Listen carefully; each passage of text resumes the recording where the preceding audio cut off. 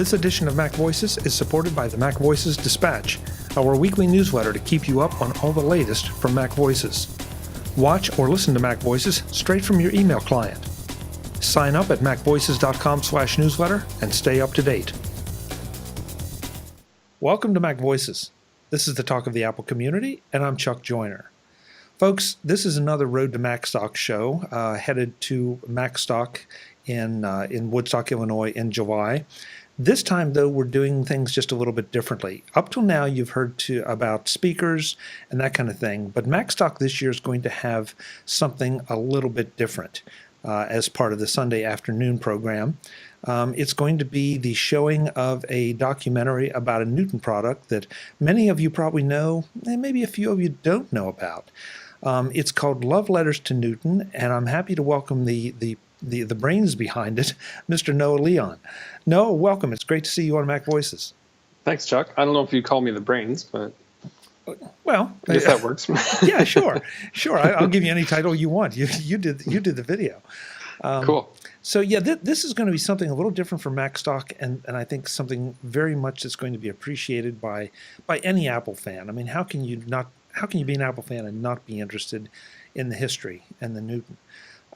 So let's kind of work in reverse order. Why are you going to be at Macstock showing this? So there's a guy that I interviewed. One of my first interviews I did for the film. His name is Wally Cherwinski. I hope I'm pronouncing that right. But he turned me on to the whole Macstock thing because he's been a speaker before, I think, and done some little workshops and stuff like that. And so he put me in contact with, the name escapes me, of the guy who's organizing it now. Mike Potter, yeah. Mike, yeah. He put me in contact with Mike and to see if Mike would be interested in putting Love Notes to Newton into the program. And I think that it was an appropriate place to show a movie like that. And so I'm pretty excited about that. I would think you would be, because these are your people. There's no question about it. Right. Yeah, and of course, Wally, our audience knows Wally well. I know Wally well. He's nothing but trouble. And so we'll go from there.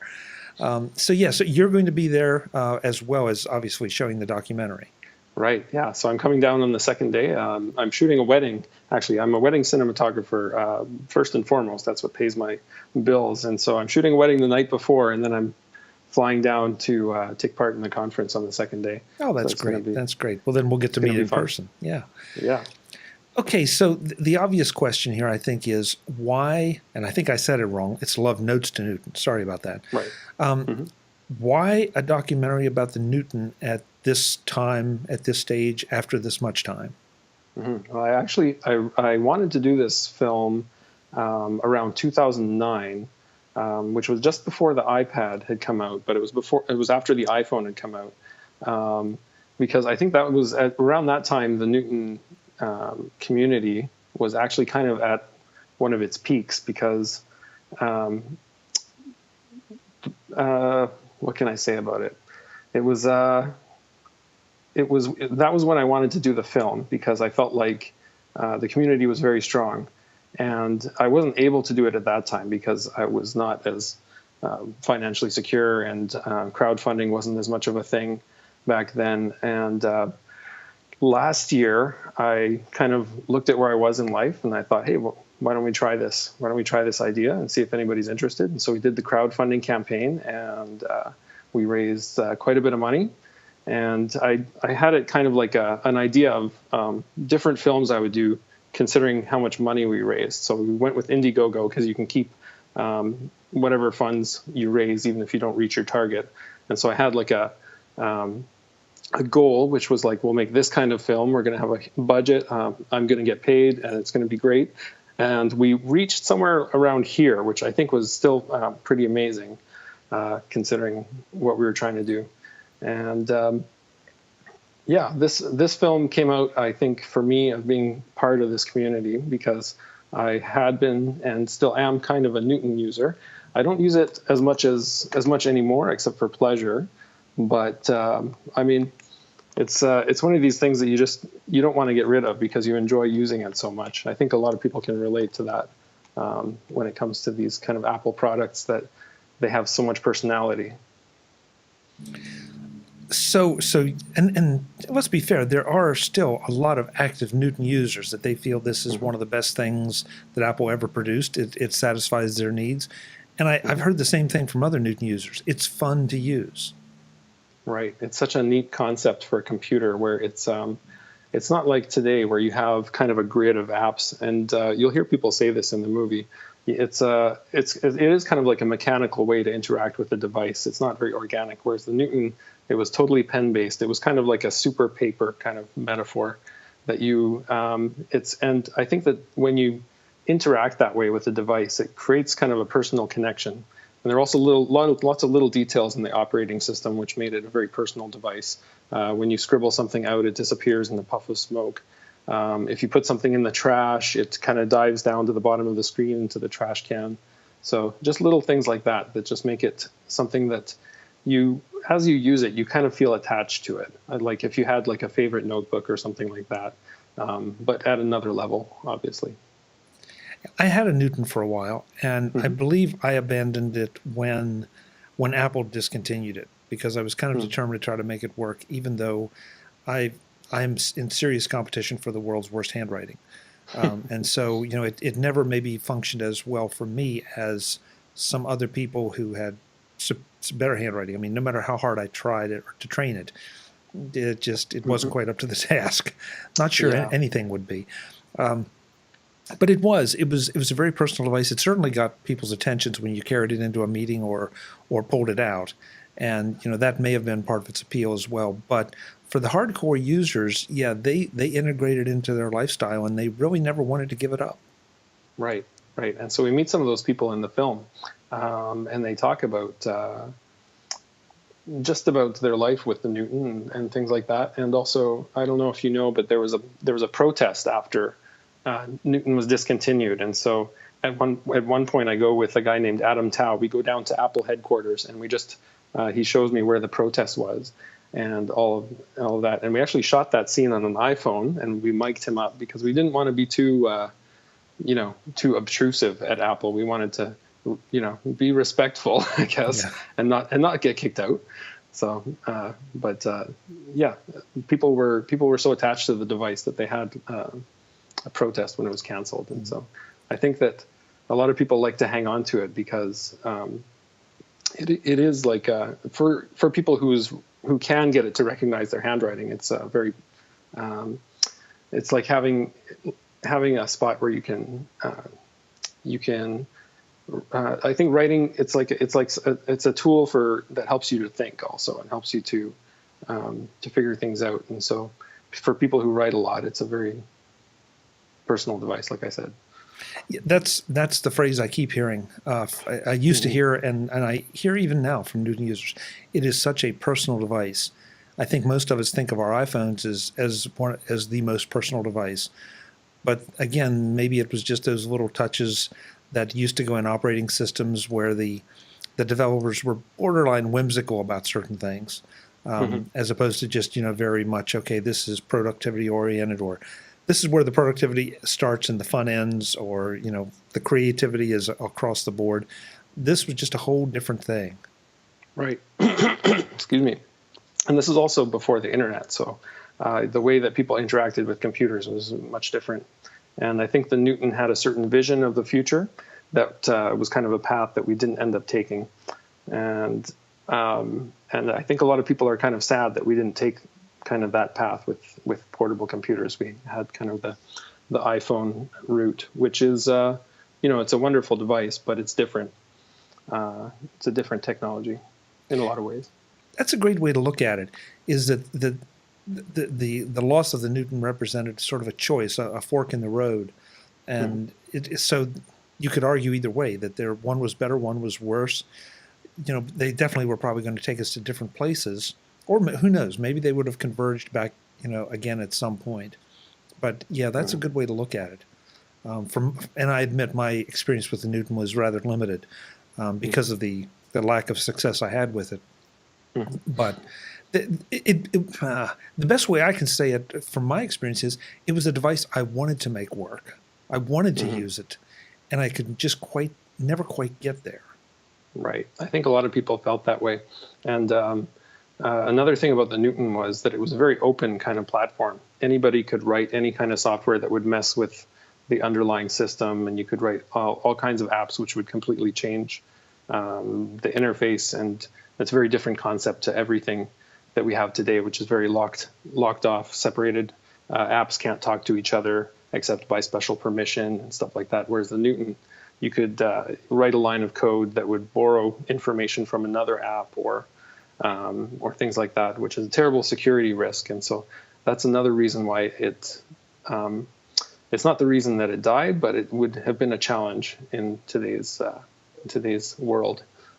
Yeah. At the risk of sounding old and wise, it was a simpler time in personal computing in a lot of ways.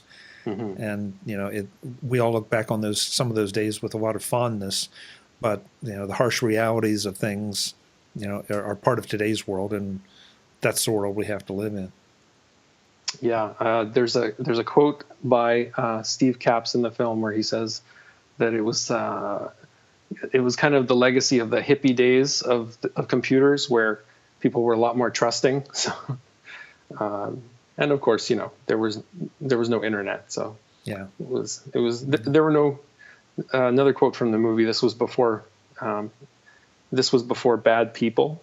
So, which is not entirely true, but I think you understand. Yeah, the concept. Before bad people found computers, maybe. Maybe that's it. Yeah. Yeah. So what kind of reaction have you had to this? I mean, after putting this out? The reaction has been very positive. One thing that people say after watching it is that they weren't expecting to be entertained by this film, because it wasn't, especially people who aren't interested in computers that much.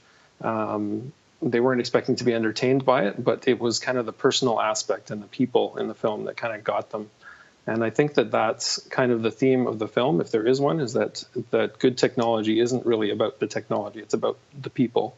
And I think that the Newton community certainly embodies that, because through meeting all of these people doing this film, it's been kind of an eye-opener to me about how the survival of the Newton is not entirely based on the platform. It's also based on the amazing people who really enjoyed using it and just wanted to keep going. And through that, there's a community called newtontalk.net, and that community has grown out of this and kept the Newton going. And really, they've taken it from being Apple's product, and they've really made it their own.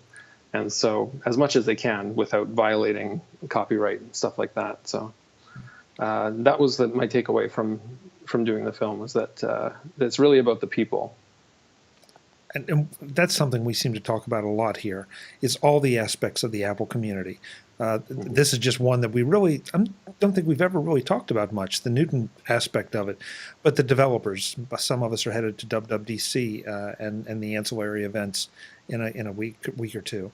And that is, that's going to be another aspect of it. And then there's the gaming community. And then there's the really hardcore productivity people, and then there are the hardware people, and you just go on and on and on. There are all these little subsets, but they're all Apple, and what makes them all kind of special are the people that inhabit them.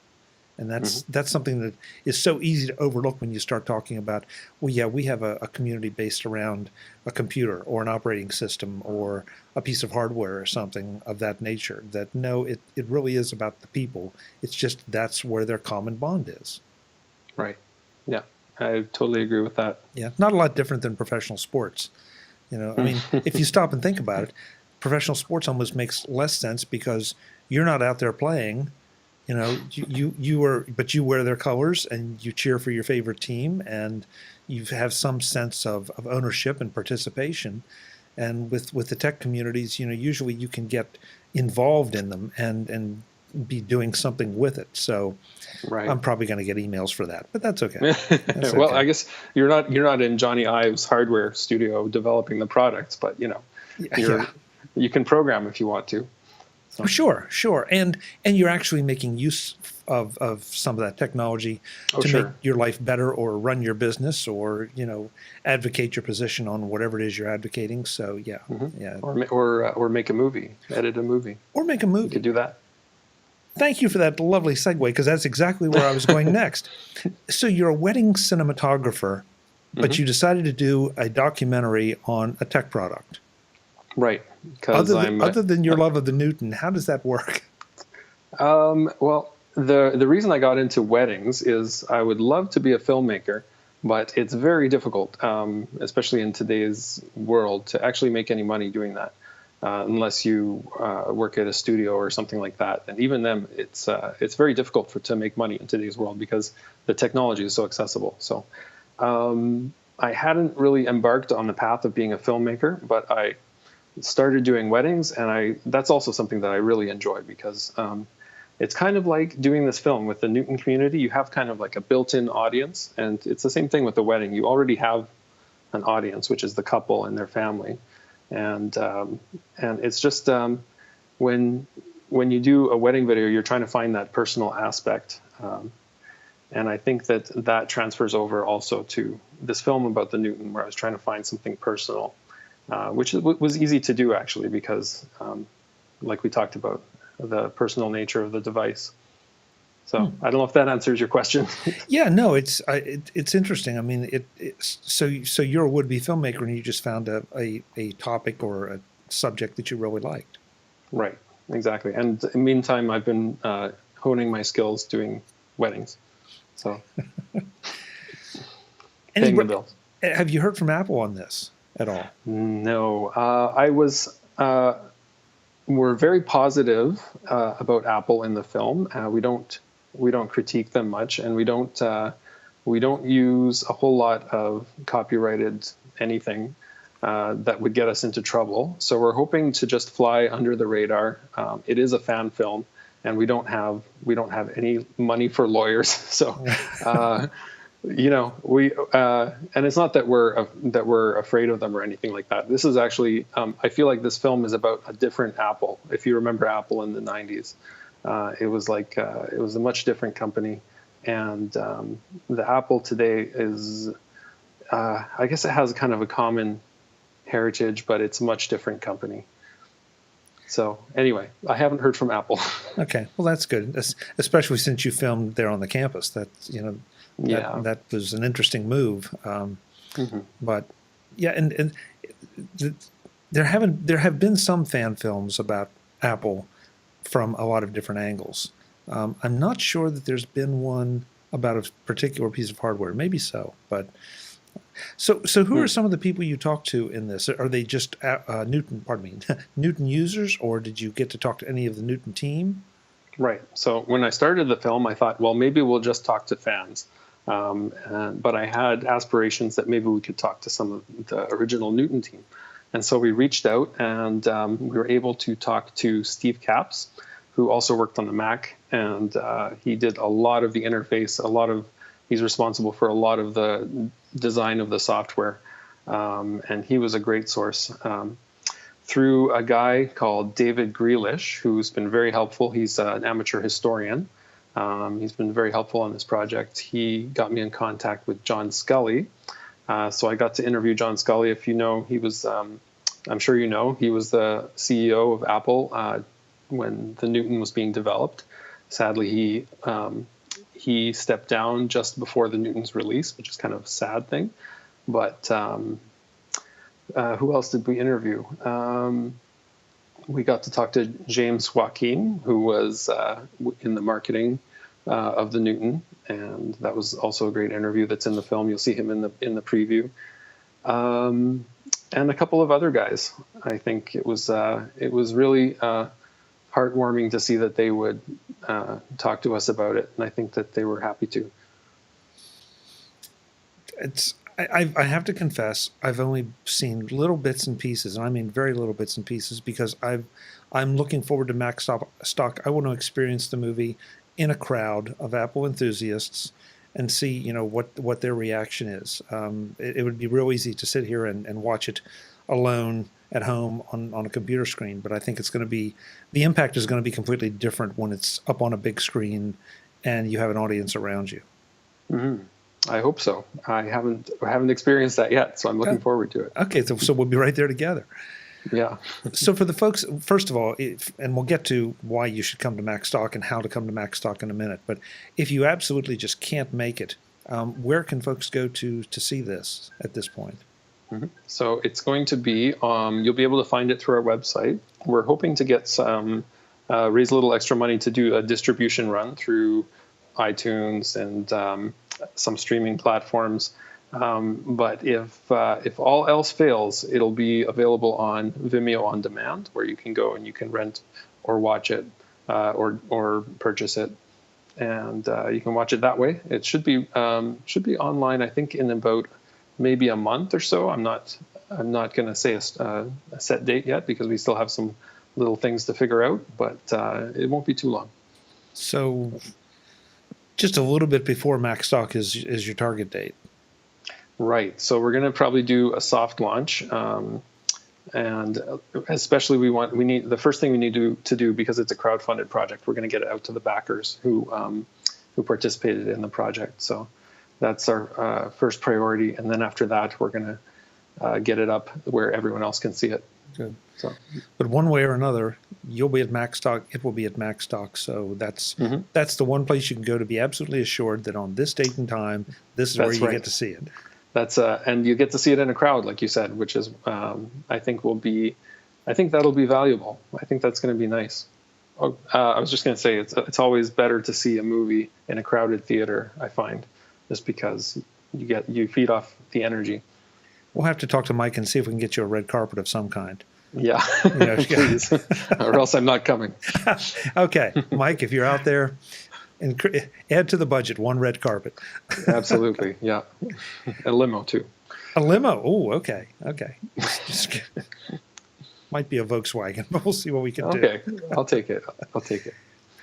You mentioned the website. The website for this is?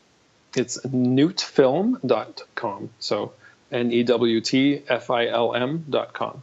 No hyphen. No hyphen. No hyphen. Perfect. No. Perfect. Noah, thank you so much. I'm genuinely looking forward to seeing this and learning more about the Newton probably than I know, or at least being reminded of some things I've forgotten. Because you're right, Apple at that time was a very different company, and the Newton therefore was a different product. And it'll give us a little perspective on where we are, where we've come from, and maybe, as you said, where we could have gone. Before we sign off, though, please, will you let me just do one little plug? Oh, absolutely. Plug away, please. Okay, so the film, all the money raised for the film from the sale of the film is going to an organization called BeTheMatch.org, and they match bone marrow donors with people who need bone marrow transplants and stuff like that. And so all the proceeds are going to charity for the film. So you can feel good about purchasing it later. That's phenomenal.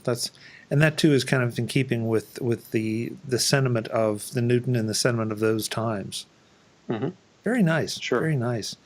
Good. Well, I'll make sure that if you will you get me some links for those organizations, and I'll make sure they're in the show notes, along, of course, with the film website and anything else that we need to put there.